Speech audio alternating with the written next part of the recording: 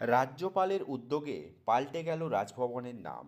ঔপনিবেশিকতার বেড়াজাল ভেঙে কী নাম হলো দেখুন। রাজ্যপাল সিভি আনন্দ বোসের উদ্যোগে রাজভবনের নাম পাল্টে গেল। কেন্দ্র ইতিমধ্যেই এই প্রস্তাবে সিলমোহর দিয়েছেন। ফলে ঔপনিবেশিক আমলের ছাপ সরিয়ে বাংলার রাজভবনের নতুন নাম হলো লোকভবন।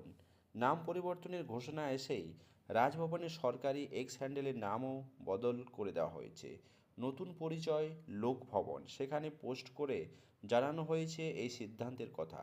রাজভবনের নাম পরিবর্তনের এই প্রস্তাব দিনে বহুদিন ধরেই আলোচনা চলছিল। অবশেষে কেন্দ্রের অনুমোদন মিলতেই আনুষ্ঠানিক ঘোষণা করল রাজভবন কর্তৃপক্ষ। এক্স হ্যান্ডেলে রাজ্যপাল লিখেছেন, জন রাজভবন উদ্যোগের লক্ষ্য ছিল প্রসাদের ওই কাব্যিক দূরত্ব ঘুচিয়ে সাধারণ জনমানুষের কাছে রাজভবনকে আরও উন্মুক্ত করা। তাদের সমস্যা আশঙ্কা শুনে তদনুযায়ী প্রয়োজনীয় দ্রুত সহায়তা পৌঁছে দেওয়া। গত 3 বছর প্রাকৃতিক বিপর্যয় হোক বা সামাজিক উদ্বেগ, জন রাজভবন সরাসরি জনসেবায় নেমেছে। ফলে তারা দাবি করেছে রাজ্যপালকে। এবার সরকারি পর্যায়ের নামকরণের ভিত্তি দিয়েছে কেন্দ্রীয় গৃহমন্ত্রক এক নির্দেশে। মন্ত্রক 25শে নভেম্বর 2025-এর নোটিফিকেশন জানিয়েছে, দেশের সকল রাজভবন ও রাজ্য নিবাসকে যথাক্রমে লোকভবন ও লোকনিবাসের নাম দিয়ে পুনর্নামকরণ করার সিদ্ধান্ত নেওয়া হয়েছে, যাতে খাঁটি জন উদ্যোগ এবং জনসম্মুখী ভাব বিকাশের ইঙ্গিত পাওয়া যায়। সেই নির্দেশ মেনে পশ্চিমবঙ্গের রাজভবন এখন লোকভবন বলে অবহিত হবে, এমনটাই শনিবার রাজ্যপাল জানিয়েছেন। সরকারি আলাপ আলোচনা বলা হয়েছে, জন রাজভবন কেবলমাত্র নাম নয়, এটি একটি কর্ম যোজনা।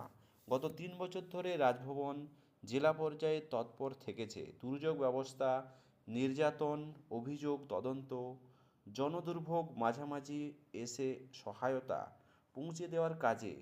বদলে যাওয়া নামের সঙ্গে এই কার্যক্রম আরও একটি আইনি ও প্রাতিষ্ঠানিক শক্তি দেওয়া হবে বলে সূত্রের খবর। রাজ্যপালের টুইটে বলা হয়েছে, লোকভবন হিসাবে কাজের ক্ষেত্রে আরও বাড়বে। জনগণের আশা আকাঙ্ক্ষা মেটানোর জন্য রাজভবনের ভাবমূর্তি বদলানোর প্রয়োজন ছিল।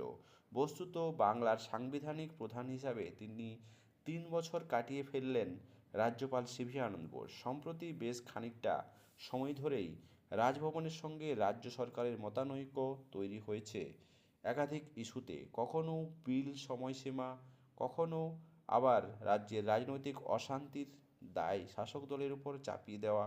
নানান বিষয়ে রাজ্যপালের অতি সক্রিয়তা বিতর্ক, পদক্ষেপ বিড়ম্বনার কারণ হয়ে দাঁড়িয়েছে। যদিও রাজ্যের শাসক দলের সঙ্গে সাময়িক তিক্ততা কাটিয়ে সামগ্রিক বাংলা নিয়েই মেতে থাকতে ভালোবাসেন রাজ্যপাল।